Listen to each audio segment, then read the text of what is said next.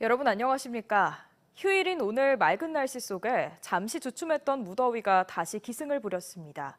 시민들은 도심 수영장을 찾아 물놀이로 더위를 식히는가 하면 시원한 에어컨이 설치된 과학관 등 실내에서 가족들과 즐거운 한때를 보냈습니다. 기상청은 이번 주도 낮 기온이 30도를 넘나드는 찜통 더위가 계속될 것으로 예상했습니다. 이선학 기자가 보도합니다. 맑은 날씨 속에 이글거리는 태양. 도심은 또다시 푹푹 찌는 폭염 속에 갇혔습니다. 때이른 무더위에 일찌감치 문을 연 도심 수영장에는 오전부터 가족 단위 피서객들이 몰려들었습니다. 시원한 물속에서 친구들과 신나게 물놀이를 즐기는 아이들. 스릴을 즐길 수 있는 워터 슬라이드는 줄을 서야 할 정도로 인기입니다. 누가 숨을 오래 참나 친구들과 잠수 경쟁을 펼치며 장난을 치다 보니 하루해가 짧기만 합니다. 날씨도 더운데 선생님들이랑 친구들 시간 내줘서 같이 와줘서 다음번에 또 오고 싶어요. 30도를 넘나드는 찜통 더위 속에 에어컨 바람이 나오는 실내는 또 다른 피서지입니다. 대전중앙과학관에는 휴일을 맞아 아이들과 과학 체험을 즐기는 가족들로 붐볐습니다. 드론의 작동 원리를 자세한 설명으로 이해하고 즉석에서 드론이 펼치는 멋진 쇼도 감상할 수 있습니다. 일상생활에서 반드시 필요한 전기의 과학적 원리가 아이들의 호기심을 자극합니다. 한낮의 무더위를 피해 아이들에게 과학자의 꿈을 키워주는 유익한 시간이었습니다. 좀 시원하고요. 그리고 날씨 이런 부분도 있고 또 아이들도 더 시원해하고 유익한 부분도 있어서 저희가 여기 관람하게 됐습니다. 대부분의 지역이 30도에 육박하는 무더위가 기승을 부린 가운데 내일은 맑은 날씨 속에 기온이 더 올라 30도를 넘는 폭염이 기승을 부리겠습니다. 기상청은 이번 주 별다른 비 소식 없이 구름 많은 날씨 속에 낮 기온이 26도에서 34도의 분포로 평년보다 높은 무더위가 기승을 부릴 것으로 내다봤습니다. TJB 이선학입니다. 대전시는 여름철 집중호우에 대비해 침수 위험이 있는 대전 지역 지하차도 46곳에 대해 침수 예방을 위한 배수 펌프와 진입 차단 시설을 전수 점검했습니다. 시는 점검 결과를 토대로 침수가 발생하지 않도록 대비하는 한편 하천 범람시 인명피해가 없도록 자체 침수 대응 매뉴얼을 정비해 안전관리에 힘쓸 방침입니다.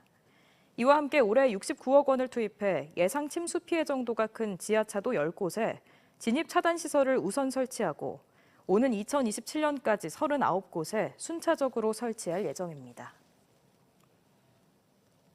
대전 시민 4명 가운데 3명이 민선 8기 전반기 대전시 정책 추진에 대해 긍정적인 평가를 내렸습니다. 대전시가 지난달 18세 이상 시민 1,000명에 대해 여론조사를 실시한 결과 76.5%가 정책 추진에 호감을 드러냈고 부정평가는 19.8%에 그쳤습니다. 다만 시정 추진 만족도에 있어서는 긍정평가가 61.8%로 호감도에 비해 떨어졌고 부정평가 역시 23.5%로 다소 상승한 가운데 대전의 생활 환경에 대해서는 83.5%가 만족한다고 응답했고 74.9%는 대전 시민으로서 자긍심을 느낀다고 응답했습니다. 찜통 더위가 이어지는 가운데 때이른 무더위를 반기는 곳이 있습니다. 바로 아열대 작물 재배 농가들인데요. 지구온난화로 평균 기온이 올라가면서 대전에서도 감귤과 알로에는 물론 아스파라거스까지 아열대 작물 재배 농가와 면적이 크게 늘고 있습니다. 조혜원 기자가 보도합니다. 포도를 재배했던 대전 유성구의 한 농가. 지난 2017년부터 감귤 재배 농가로 변신했습니다. 감귤 270그루에 알로에 300주까지 아열대 작물들이 무럭무럭 자라고 있습니다. 감귤의 경우 주산지인 제주도보다 출하 시기가 빠르고 지역에서 희귀한 알로에는 신선도를 유지하는 강점 때문에 지역 마트에서 납품 요청이 잇따르고 있습니다. 대전 지방에서 나오는 것이 제주도보다는 아무래도 이게 수송 기간이 짧지 않습니까? 지역민들에게 공급을 하니까 신선하고 빠르고 그대로 신선한 맛 그대로 유지할 수 있겠죠. 감귤 재배를 위해선 한겨울에도 온실내 적정 온도를 유지해야 하는데 지역 평균 기온이 오르면서 난방비 부담도 그만큼 줄어들었습니다. 실제 지난 50년간 대전 지역의 봄철 온도는 10년마다 평균 0.5도, 겨울은 0.4도 상승했고 여름과 가을은 각각 평균 0.3도, 0.2도 높아졌습니다. 기후 변화에 따라 봄과 여름은 길어지고 가을 겨울이 짧아지면서 아열대 농작물 재배도 늘고 있습니다.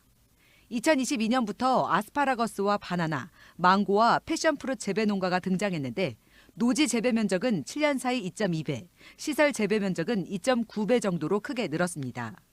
특히 감귤과 멜론은 2015년엔 전량 시설 재배로 생산했지만 2022년엔 노지 재배 비율이 0.4%, 14.9%로 증가했습니다.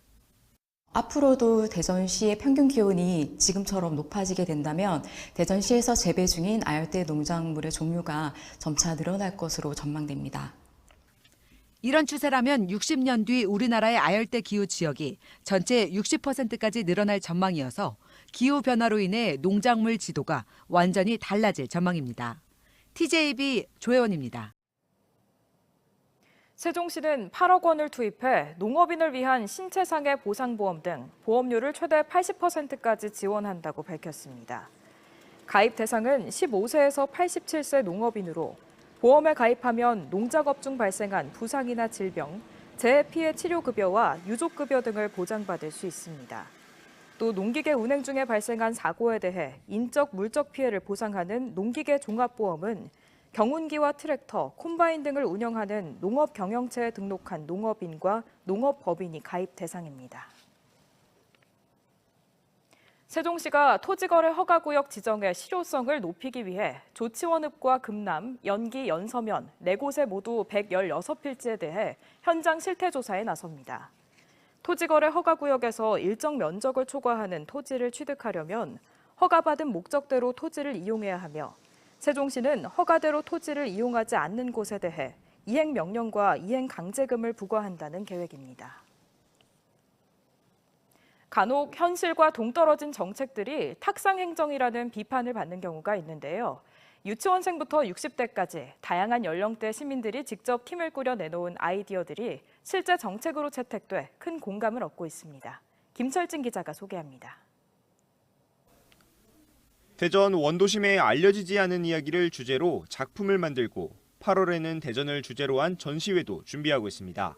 지역 문제 해결을 위한 대전 사회혁신센터 공모에서 1등에 선정된 문화공간 주차팀. 문화유산이 많은 대전시가 왜 문화도시에 지정되지 못할까라는 문제의식에서 뭉쳤습니다.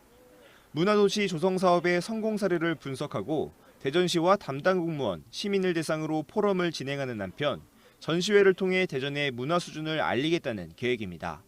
주민들이 문화도시 조성 과정에서 직접 참여하는 것은 물론 스스로 지역의 문화적 가치를 재발견해 지역 고유의 문화 발전과 지역 공동체 회복을 목표로 합니다. 치매에 걸린 독거노인이 귀가하지 못해 발생하는 실종 문제 해결책을 내놓은 팀도 있습니다.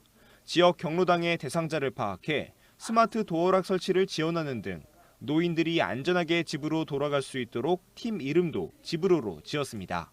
치매를 앓고 있는 혼자 살고 계시는 독거노인들이 이제 집에 못 들어가는 경우가 많이 있으세요. 이걸로 이제 벌어지는 실종이나 사고들을 방지하고자 사업을 실행하게 됐고요. 유치원생들도 팀을 꾸려 주기적인 경로당 방문을 통해 고령화 사회에 힘이 되기로 했고 고등학생 팀은 교내신문 발간 등을 통해 지역사회 문제 해결에 더욱 적극적으로 나서기로 했습니다. 대전 사회혁신센터는 각 팀의 아이디어가 실제 정책으로 이어질 수 있도록 멘토링 교육과 경제적 비용 등을 지원합니다. 지난해에는 25개 팀이 80건의 아이디어를 내놓은 가운데 초등학교 앞 안전한 등하굣길 조성 등 6건의 아이디어가 실제 정책으로 반영돼 시민들의 삶을 바꾸었습니다. TJB 김철진입니다.